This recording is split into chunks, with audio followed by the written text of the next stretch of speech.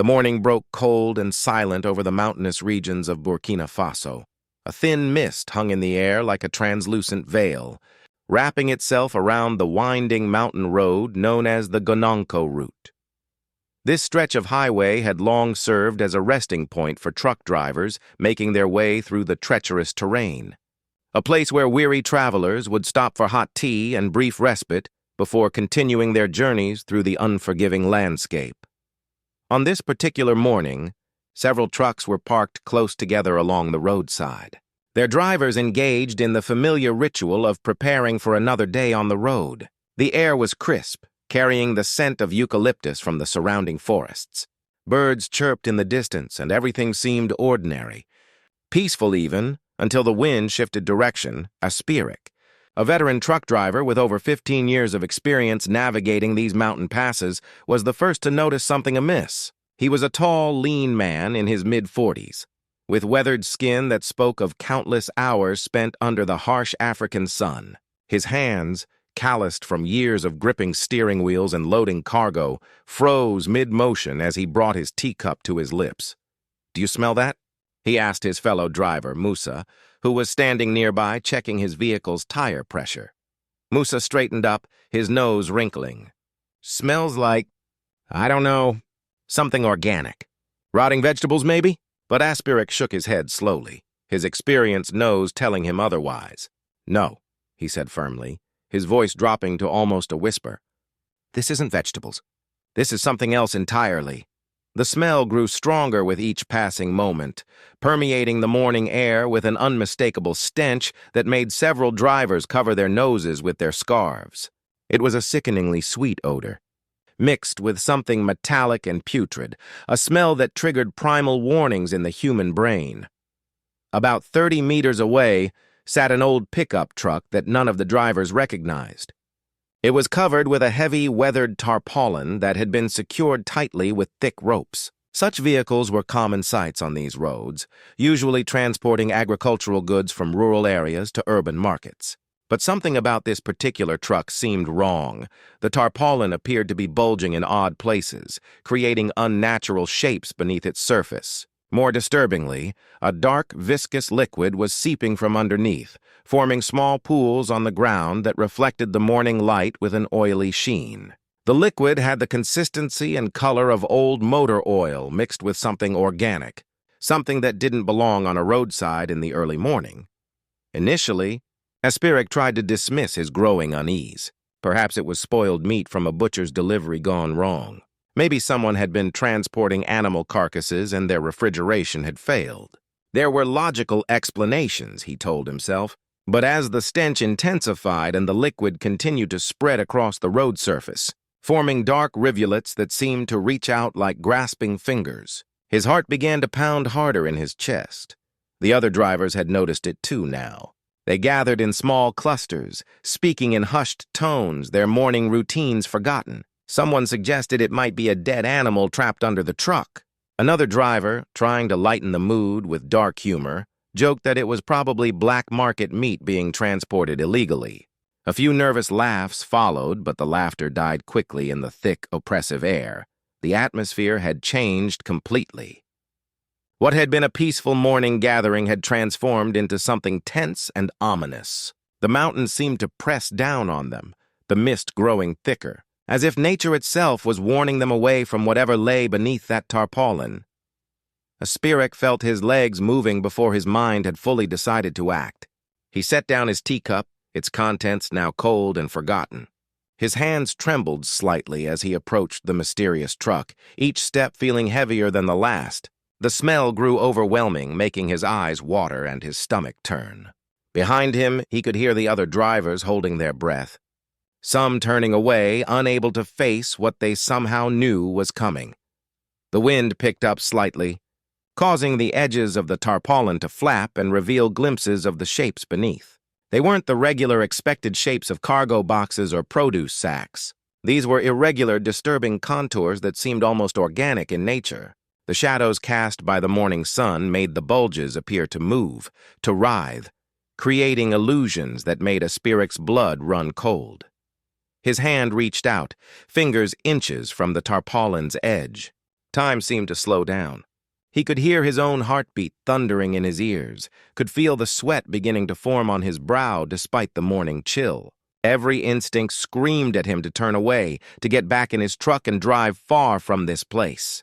But something stronger, perhaps duty, perhaps morbid curiosity, perhaps the knowledge that whatever horror lay here needed to be brought to light, kept him moving forward. With trembling fingers, Aspirik grasped the corner of the tarpaulin. The material was rough and damp under his touch, and he could feel something sticky adhering to his fingertips. He took a deep breath, immediately regretting it as the stench filled his lungs, and then he pulled. The tarpaulin came away slowly, revealing what lay beneath inch by terrible inch. At first, his mind refused to process what his eyes were seeing. His brain, trying to protect itself from the horror, attempted to make sense of the scene by comparing it to familiar things: sacks of grain, wrapped packages, ordinary cargo. But as more of the truck bed was revealed, denial became impossible. Rows upon rows of heavy-duty industrial bags filled the truck bed, but these weren't ordinary cargo bags. They were body bags, the kind used by morgues and disaster response teams. But even more disturbing was the way they had been arranged, methodically, systematically, like inventory in a warehouse. Some of the bags had partially split open, revealing glimpses of their contents that made Aspirik's knees go weak. These weren't whole bodies. They were parts, human limbs, torsos, separated and packaged like cuts of meat in a butcher's shop. Each bag seemed to contain specific body parts, organized with a clinical precision that was somehow more horrifying than random violence would have been. This wasn't the result of an accident or even a massacre. This was systematic. This was business. Ya Allah, Aspirik whispered, the Arabic invocation falling from his lips involuntarily. What is this? What kind of evil is this? His voice, though barely above a whisper, seemed to echo in the sudden silence that had fallen over the roadside. The other drivers had seen his reaction and instinctively backed away. Some covered their mouths, others their eyes. A few began to pray. One younger driver fell to his knees and vomited, his body rejecting the reality of what was happening. The ground beneath their feet, which had seemed solid and real just minutes before, now felt unstable, as if the earth itself was recoiling from the abomination that had been brought to rest upon it. The morning bird songs had stopped. Even the wind seemed to die down, as if nature was holding its breath in horror. Aspirik's hands were shaking so violently that he had to clasp them together to maintain any semblance of control. His mind raced with questions. Who had done this? How many victims were there? How long had this truck been here? And most terrifyingly, were the perpetrators still nearby, watching? He forced himself to look more carefully, his years of experience kicking in despite his horror. The bags were labeled with numbers and codes, written in what appeared to be permanent marker. Some had additional notations, medical terms that Aspirik didn't understand, but that suggested a level of professional knowledge. This wasn't the work of common criminals. This was organized, methodical, and carried out with disturbing expertise. In that moment, as the full weight of the discovery settled upon him, Aspirik understood that what they had found wasn't just a crime scene, it was evidence of something far larger and more sinister. This remote mountain road had become the intersection point of a network of evil that reached far beyond the borders of Burkina Faso. Somewhere in the group of gathered drivers, a cell phone came out. Someone began recording video, their hands also shaking, knowing that what they were documenting needed to be seen, needed to be believed, even though every fiber of their being wanted to look away. Within minutes, the video would begin its journey across social media, though authorities would soon work to contain its spread. The Gononko route, which had witnessed countless ordinary journeys, had just become the site of one of the most horrific discoveries in Burkina Faso's history. And as Aspirik stood there, his legs finally giving way beneath him, forcing him to sit heavily on the ground, he knew that his life and the lives of everyone present had just changed forever. The morning sun continued its climb into the sky, indifferent to the horror below. But for the men gathered on that mountain road, the light seemed to have gone out of the world. They had glimpsed something that would haunt them for the rest of their lives, proof that humanity's capacity for darkness knew no bounds. And this, they would soon learn, was only the beginning. The sun had barely climbed above the horizon when the news reached Ouagadougou, the capital city of Burkina Faso. In the presidential palace, a secure communications center buzzed with urgent activity as intelligence officers compiled the initial reports. From the Gononko route, the information was fragmentary, but alarming enough that protocol demanded immediate notification of the highest authorities. President Ibrahim Traoré was in his private office, reviewing agricultural development proposals, when his chief of security, Colonel Ouedraogo, entered without knocking, a breach of protocol that immediately signaled the severity of the situation. "Mr. President," Ouedraogo said, his normally steady voice carrying an edge of something that might have been horror or disbelief, "we have a situation that requires your immediate attention." Traoré looked up from his documents, his sharp eyes quickly assessing his security chief's demeanor. In his 2 years as president, following the military transition, he had dealt with numerous crises: terrorist attacks, coup attempts, drought emergencies. But he had never seen Ouedraogo quite like this. "Show me," Traoré said simply. Setting aside his papers, Ouedraogo approached the desk and placed a sealed envelope marked with the highest security classification. Inside was a preliminary report accompanied by several photographs that had been printed from the video taken at the scene. The colonel stood back, allowing his president to read in silence. Traoré's expression remained neutral as he read the first paragraphs, his years of military discipline maintaining his composure. But as he reached the description of what had been found and saw the accompanying images, something flickered in his eyes, a combination of rage, disgust, and profound sadness.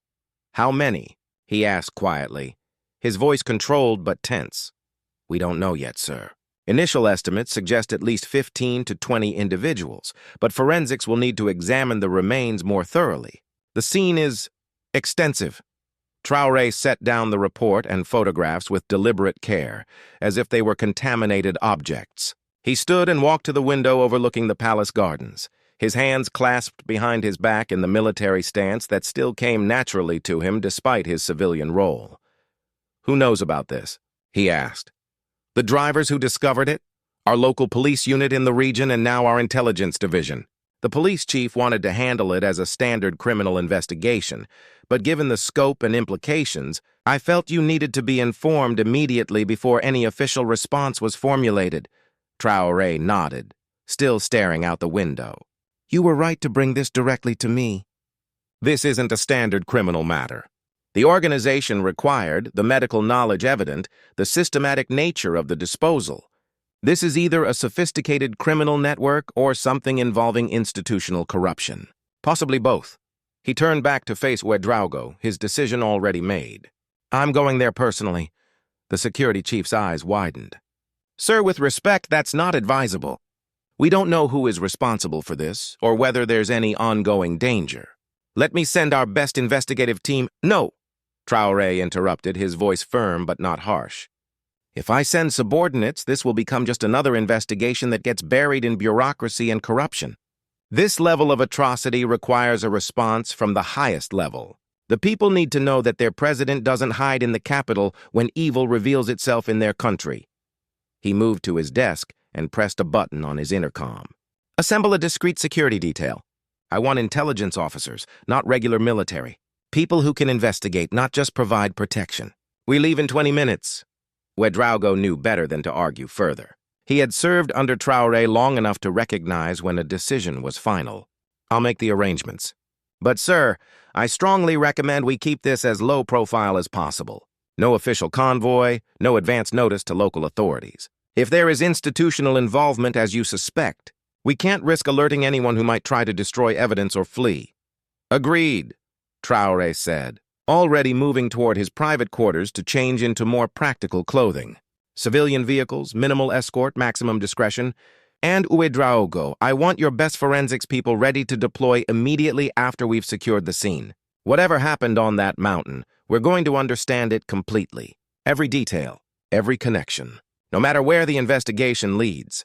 Within 15 minutes, An unmarked armored vehicle was prepared in the palace's secure garage. Traoré emerged wearing simple civilian clothes, dark pants and a plain button-down shirt, looking more like a businessman than the president of a nation. With him were 4 intelligence officers, each selected for their investigative experience and, crucially, their proven loyalty and discretion. The journey to the Gananko route would take approximately 3 hours through increasingly rural and mountainous terrain.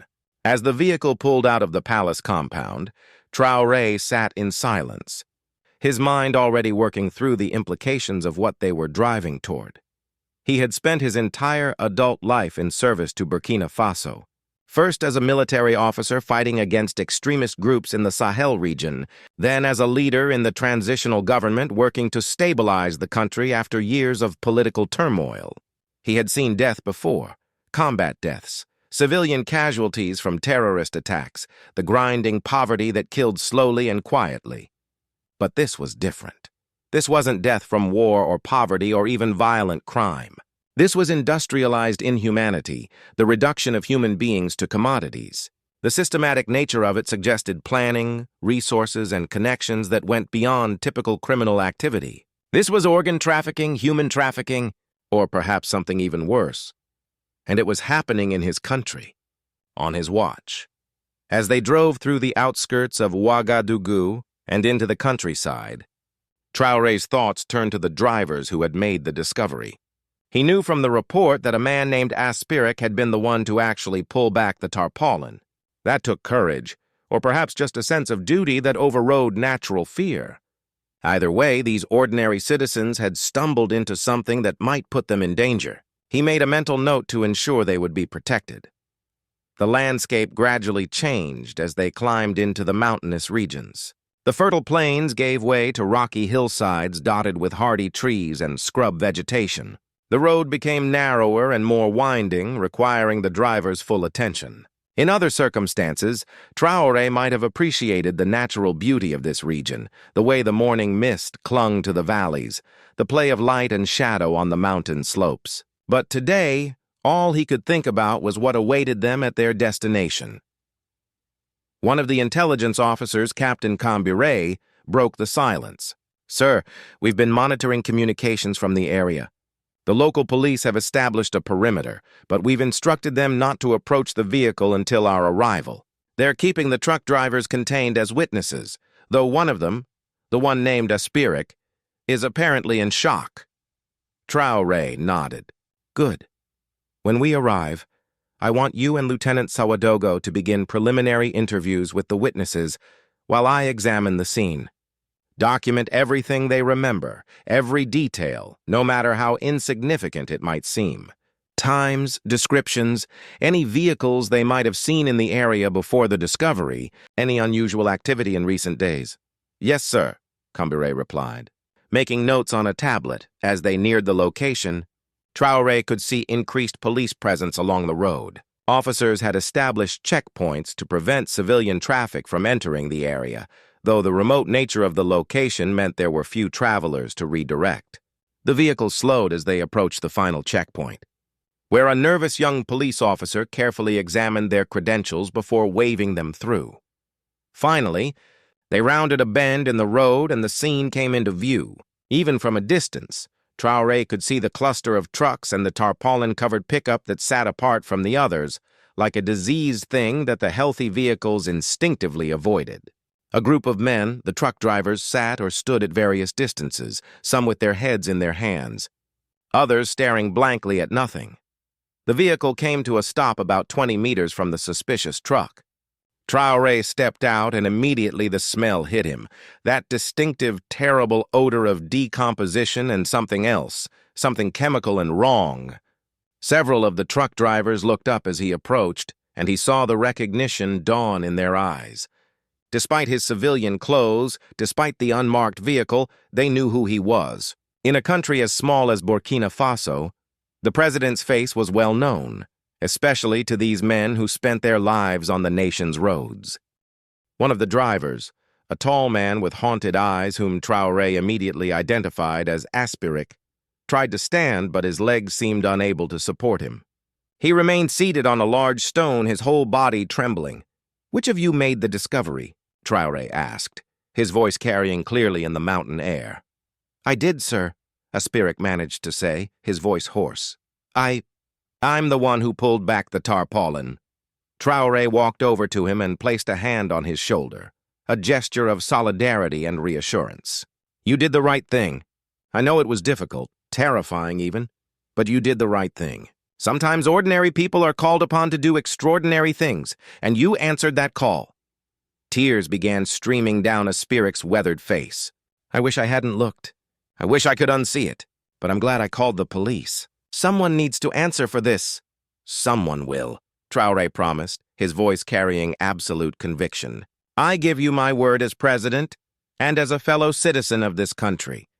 Whoever is responsible for this will face justice." He turned then to face the tarpaulin-covered truck, his expression hardening into the mask of resolve that his former soldiers would have recognized immediately. This was the face he wore when going into battle, when facing down enemies of the state, when making decisions that would cost lives but might save many more. "Captain Ibrahim," he called out, "gloves and masks for everyone. We're going to examine this scene thoroughly, but we're going to do it right. This is a crime scene, and I want it treated with the professionalism that will ensure whatever we find here can be used to prosecute those responsible." As his team prepared their equipment, Traoré approached the truck slowly, respectfully almost, as if approaching a mass grave, which in essence was exactly what this was.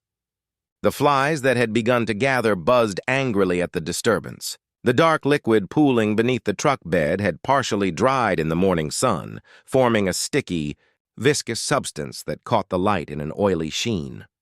One of the intelligence officers, equipped with gloves and a face mask, approached with evidence bags and a camera.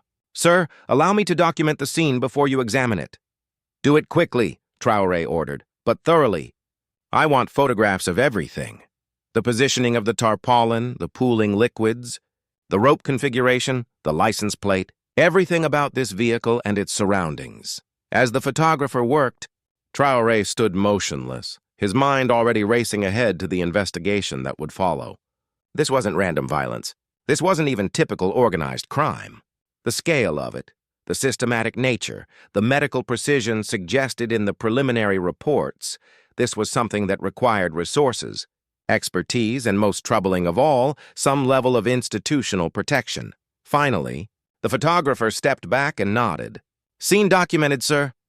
Traoré stepped forward, donned gloves himself, and with the assistance of Lieutenant Sawadogo, carefully grasped the edge of the tarpaulin.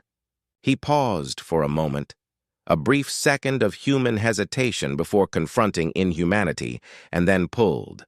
The sight that met his eyes would remain with him for the rest of his life. He had seen death on battlefields, had walked through villages destroyed by terrorist attacks, had witnessed the aftermath of violence in its many forms. But this was different. This was death commodified, humanity reduced to inventory, bodies dismembered and packaged with the cold efficiency of a slaughterhouse. The body bags were industrial strength, clearly obtained through some professional or semi-professional channel. They were arranged with disturbing precision, each labeled with numerical codes. Some had torn or partially opened, revealing the horror within: human limbs separated at the joints, torsos divided, body parts sorted with clinical efficiency. Traoré forced himself to examine the scene with an investigator's eye rather than allowing his emotions to overwhelm him. He noted the numbering system, the professional quality of the bags, the medical precision of the dismemberment. This wasn't butchery. This was surgery. Whoever had done this had medical training, proper equipment, and a systematic approach that spoke to regular practice rather than a one-time crime. "My God," Lieutenant Sawadogo whispered beside him, his face pale despite years of military service. Traoré's jaw tightened. "No," he said quietly but firmly. "Don't invoke God's name here. Whatever did this was purely human. This is what we do to ourselves when we lose our humanity, when we value profit over life, when we allow evil to operate unchecked." He let the tarpaulin fall back into place, unable to look at the scene any longer, but knowing the images were now burned into his memory. He stepped back, removed his gloves with shaking hands, and addressed his team. This scene is now under presidential authority. No local police involvement beyond maintaining the perimeter. Our intelligence division takes complete control of this investigation. I want forensic teams here within the hour. I want every bag photographed, cataloged, and examined. I want DNA samples, cause of death determinations, time of death estimates. I want to know who these people were, where they came from, and how they ended up here. He paused, looking at each member of his team in turn. And I want to know who did this. Not just the people who dumped these bodies here. I want to know the entire network. Who transported them? Who arranged it? Who provided the medical expertise? Who profited from it? I want every single person involved identified and brought to justice. Sir, Captain Traoré said carefully, an investigation of that scope could take months, possibly years. If this is connected to international trafficking networks as we suspect, then we'll take years, Traoré interrupted. We'll follow every lead across every border if necessary. This stops now. Burkina Faso will not be a hunting ground for human traffickers. We will not allow our citizens, or anyone else's citizens, to be treated as commodities. He walked back toward Aspirik, who was still sitting on the stone, now surrounded by other drivers who had gathered for mutual support. They all looked at Traoré with a mixture of hope and fear, wondering what would happen next, wondering if speaking out would put them in danger. All of you are witnesses to a grave crime, Traoré told them. That means you will need to give official statements, and it means you may need protection. I'm ordering that each of you be assigned a security detail until we've apprehended those responsible. Your courage in coming forward will not be punished with vulnerability. Aspirik looked up at him with red, tear-filled eyes. Will it make a difference, Mr. President? Will finding who did this bring those people back? Will it ease the nightmares I know I'm going to have? Traoré crouched down to meet him at eye level, speaking quietly but with intensity. No, it won't bring them back. And I won't lie to you. You'll probably carry this with you for a long time. But it will matter. It will matter to the families who are wondering where their loved ones disappeared to. It will matter to the next potential victims who will be spared because we dismantled this network. It will matter to the soul of this nation because we will prove that some crimes are too grave to ignore, too evil to tolerate. He stood and addressed the entire group. I'm not going to pretend this will be easy or that justice will be swift. But I promise you this, I will personally oversee this investigation. I will not allow it to be buried, covered up, or compromised by corruption. The people responsible will face the full weight of our justice system.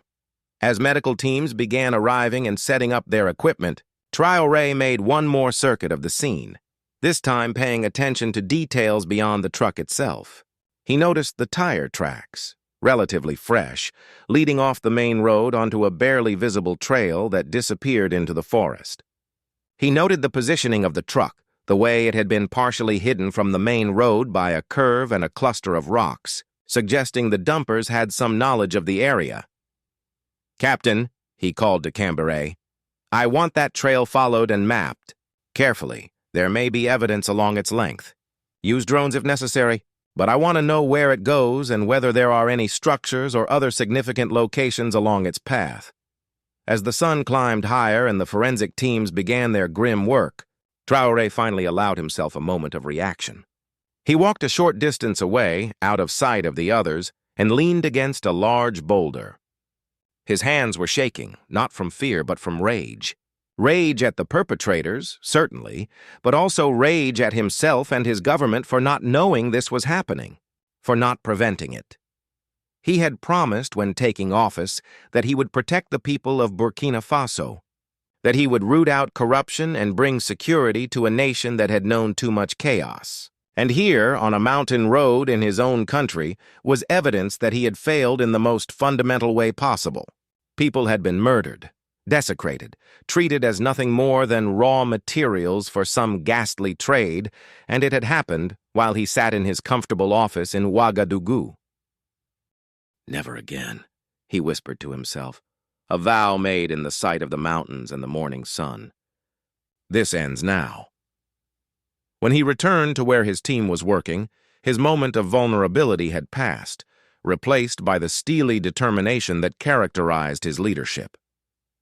This wasn't just a crime to be solved. It was a battle to be fought.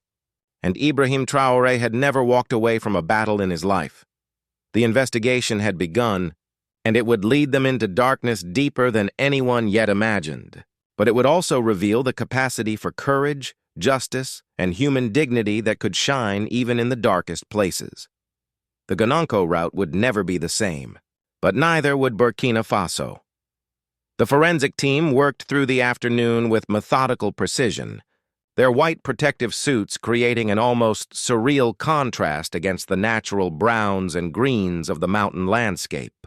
Each body bag was carefully documented, photographed from multiple angles, and assigned a unique identification number. The process was slow, painstaking, and emotionally exhausting for everyone involved. Dr. Aminata Diallo, the chief medical examiner who had been flown in from Ouagadougou, worked with quiet efficiency despite the horror before her. She was a woman in her early 50s with silver streaks in her hair and eyes that had seen too much death in her career.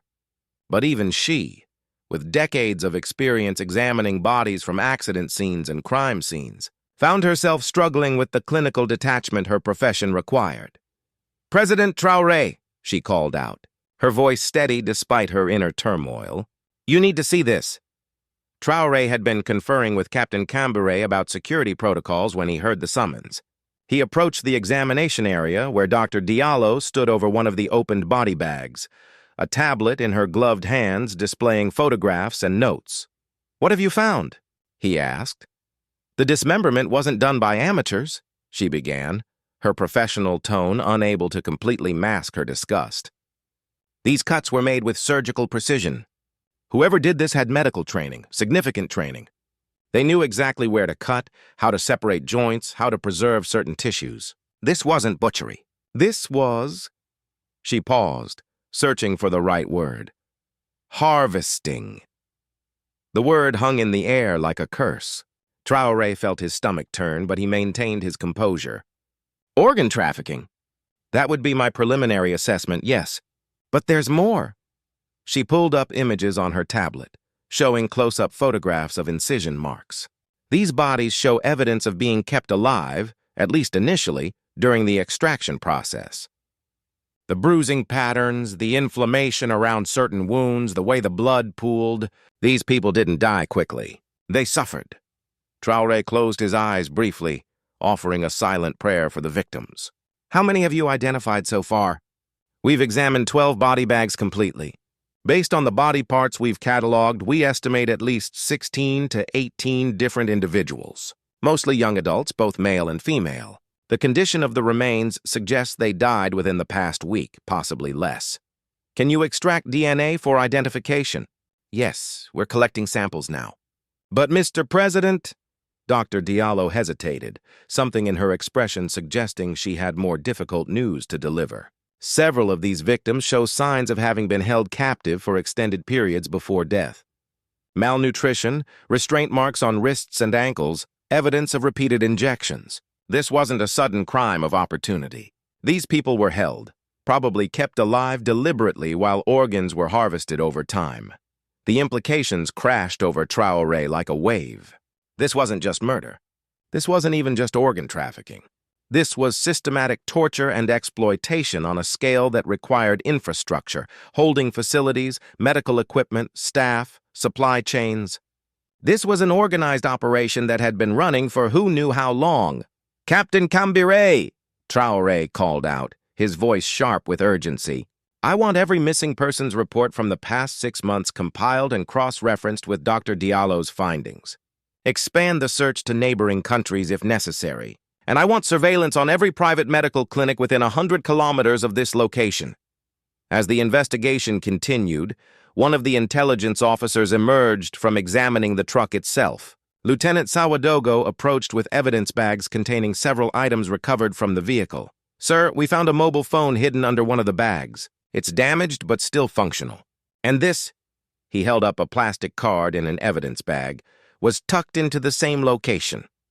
Traoré took the evidence bag and examined the card through the plastic.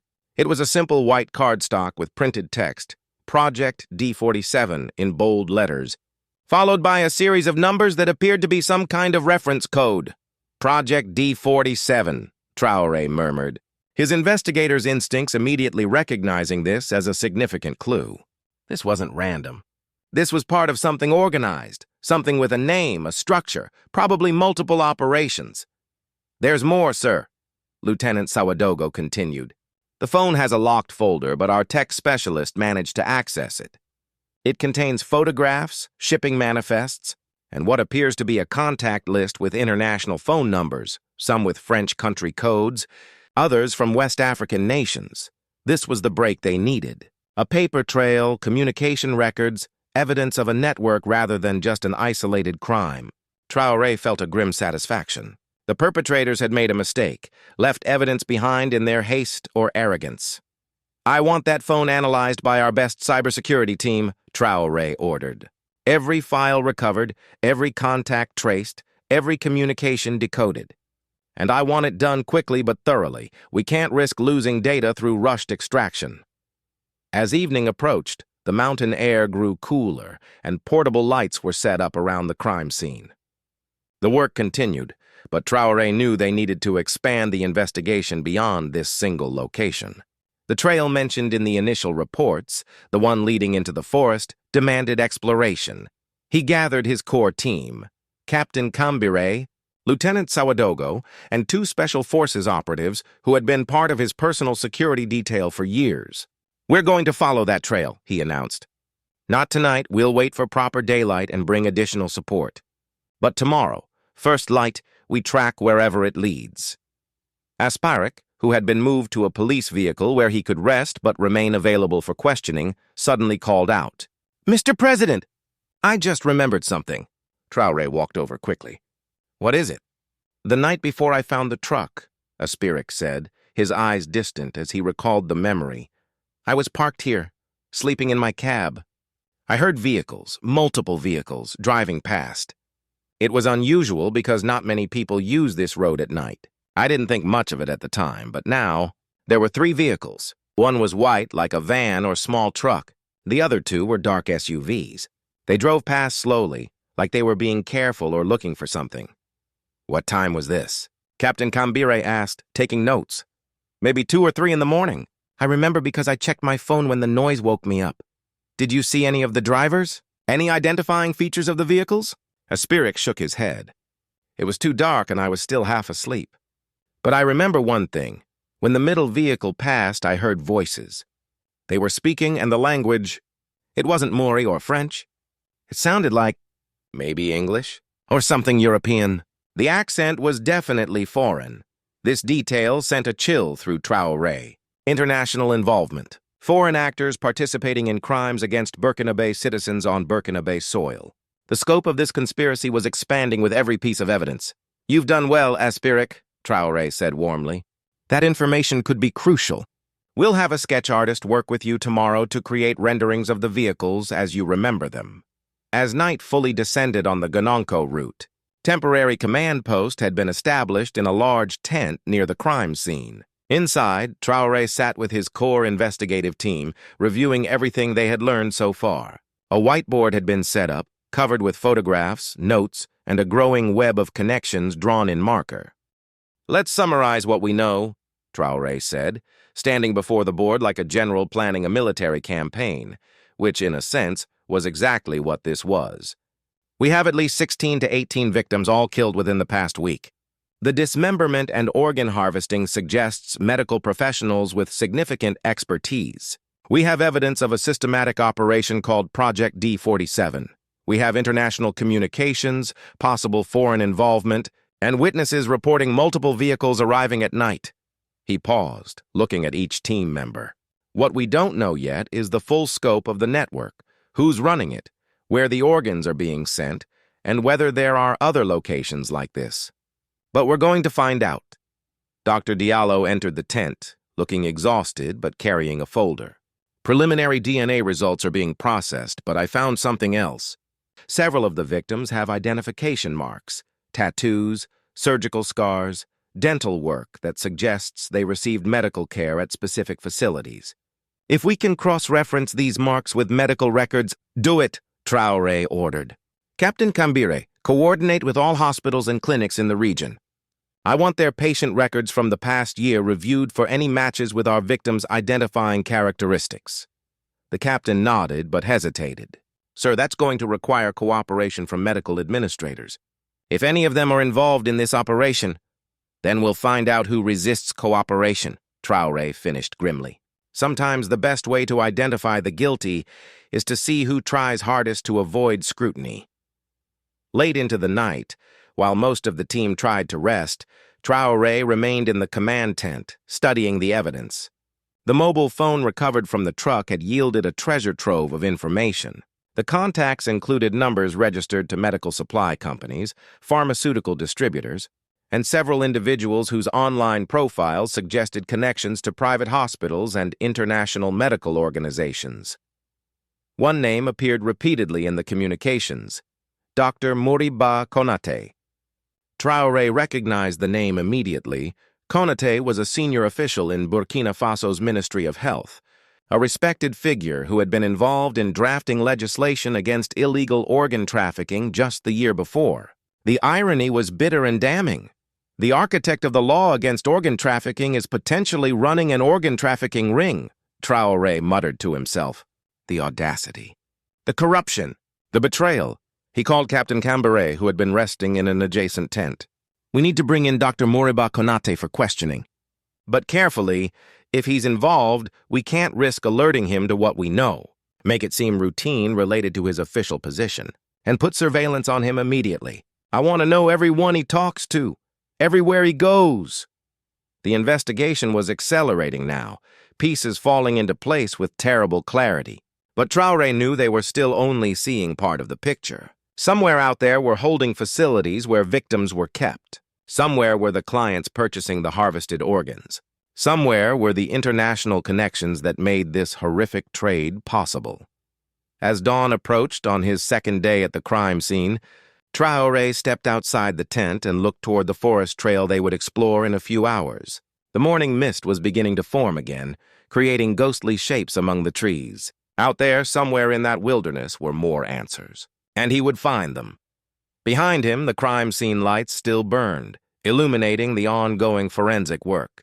The bodies of the victims, or what remained of them, were being treated with the dignity they had been denied in death, each piece carefully documented and preserved. Justice for them would come slowly, but it would come.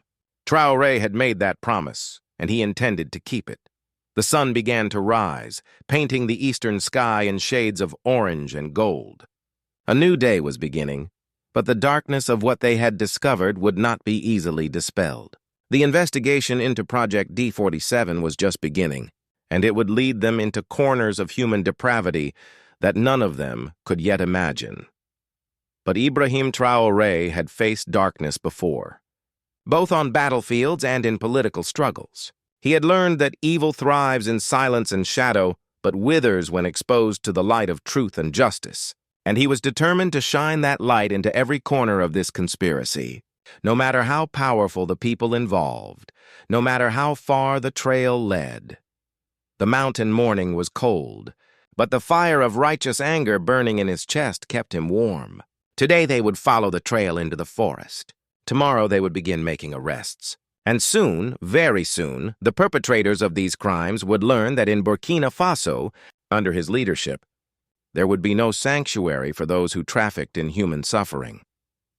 The first rays of sunlight were just beginning to filter through the forest canopy when Traoré's team assembled for the trail expedition. They were equipped with GPS tracking devices, body cameras, communications equipment, and weapons, though Traoré hoped the weapons would remain holstered. This was an investigative mission, not a combat operation, though the line between the two was becoming increasingly blurred. The team consisted of 8 people: Traoré himself, Captain Cambire, Lieutenant Sawadogo, 2 Special Forces soldiers trained in reconnaissance, a tracking specialist named Umar who had spent his youth hunting in these very forests, a forensic technician carrying portable evidence collection equipment, and a communications officer who would maintain constant contact with the command post. Remember, Traoré addressed the group as they prepared to enter the forest. We don't know what we're going to find. There could be more evidence, there could be structures, there could be people. Stay alert, stay together, and document everything. If we encounter anyone, we attempt to question them peacefully first. Use force only if absolutely necessary for self-defense. The trail began innocuously enough, just a narrow dirt path that wound between trees and overexposed roots. But as they progressed deeper into the forest, the signs of recent vehicle activity became more apparent. Tire tracks pressed into muddy patches, broken branches at vehicle height, disturbed underbrush where something large had pushed through. Umar, the tracker, crouched periodically to examine the ground, his experienced eyes reading the forest floor like others might read a book. Multiple vehicles, he confirmed, pointing to overlapping tire patterns. Heavy ones moving slowly, being careful. They came through here at least twice in the past week, maybe more. The forest grew denser as they advanced, the canopy overhead blocking out more sunlight and creating a perpetual twilight beneath the trees. The air was thick with humidity and the smell of rotting vegetation, natural decay, but it made everyone nervous given what they had discovered on the road. Every shadow seemed potentially threatening, every sound potentially significant. After roughly 45 minutes of careful progress, Umar suddenly raised his hand, signaling the group to stop. He pointed ahead to where the trail opened into a small clearing. Through the trees, they could see the outlines of a structure, a building that had no business being this deep in the forest, this far from any established settlement. Traoré moved forward carefully, using hand signals to direct his team into a defensive perimeter around the clearing. As they drew closer, the structure became clearer. It was a cinder block building, relatively new construction, with a corrugated metal roof. There were no windows on the ground floor, only small ventilation slits high up near the roofline. A single metal door provided the only visible entrance. Power lines had been strung from tree to tree, suggesting the building had electricity, though there was no generator noise or lights visible. "This is no hunting cabin," Lieutenant Sawadogo whispered. "This is purpose-built for something." Around the building's perimeter, they discovered more disturbing evidence. Empty medical supply boxes had been carelessly tossed into the underbrush, boxes that once contained surgical gloves, syringes, IV bags, and other hospital equipment. There were tire tracks from multiple vehicles, and in one corner of the clearing, a patch of ground that looked recently disturbed, as if something had been buried there. Traoré felt his heart rate increase. This was it, a piece of the network, a location where the atrocities had likely been committed. He signaled for the forensic technician to begin photographing everything while he and the soldiers approached the building. The metal door was secured with a heavy padlock, but it wasn't sophisticated. Captain Ibrahim produced bolt cutters from his pack and made quick work of it. The lock fell to the ground with a dull thud that seemed unnaturally loud in the forest silence. Traoré pulled the door open slowly, his other hand resting on his sidearm. The smell that wafted out was overwhelming. Disinfectant attempting to mask decay, the metallic scent of blood, and something else chemical and wrong. He clicked on a flashlight and stepped inside, his team close behind. The interior confirmed their worst fears. This wasn't just a storage building or a way station. It was a fully functional, if crude, surgical facility. Metal tables with restraints bolted to them dominated the main room. Surgical lights hung from the ceiling, currently dark but clearly functional. Medical equipment, some still bearing hospital inventory tags, was arranged on steel carts. IV stands stood in corners like skeletal sentinels, and everywhere, despite obvious cleaning attempts, were the telltale brown stains of dried blood. "Dear God," Captain Ibrahim breathed, his usual military stoicism cracking. "They brought people here. They kept them here." A smaller room off the main area revealed even more horrors. Cages, there was no other word for them, lined one wall. Each was barely large enough for a person to sit in. Certainly not to stand or lie down comfortably. These were where victims had been kept, warehoused like animals awaiting slaughter. Chains with restraint cuffs were bolted to the walls. A bucket in the corner had been used as a makeshift toilet. The inhumanity of it all was staggering. The forensic technician was working methodically, photographing everything, collecting samples of the blood stains, documenting the layout. "Sir," he called out, "there's a small office area here." Traoré moved to where the technician stood before a metal desk pushed against one wall.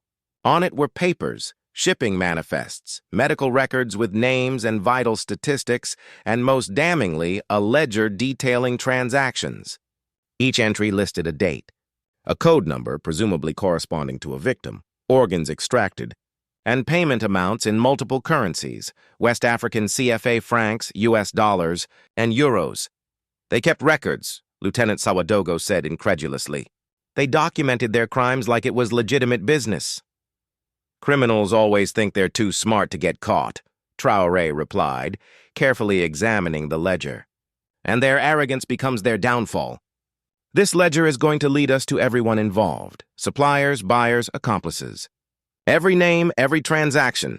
He flipped through more pages, his anger building with each entry. The amounts were substantial, tens of thousands of dollars per transaction. Over the months documented in the ledger, the operation had generated hundreds of thousands of dollars, perhaps millions. This wasn't desperate crime committed by the poor and marginalized. This was calculated exploitation by people with resources, connections, and the protection that money could buy. One name appeared repeatedly in the ledger's margin notes, MK. The handwriting was neat, almost clinical, with notations in French about inventory, quality control, and delivery schedules. Traoré had little doubt that MK stood for Moriba Konate. "Captain," Traoré said, his voice tight with controlled fury, "I want Dr. Konate arrested immediately. No more surveillance, no more waiting. Send the order now. I want him in custody, before he has any chance to destroy evidence or flee the country." As Cambire stepped outside to make the call, Traoré continued examining the office area.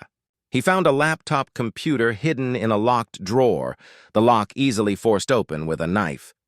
The computer was in sleep mode, requiring a password to access, but their technical specialists would break that eventually.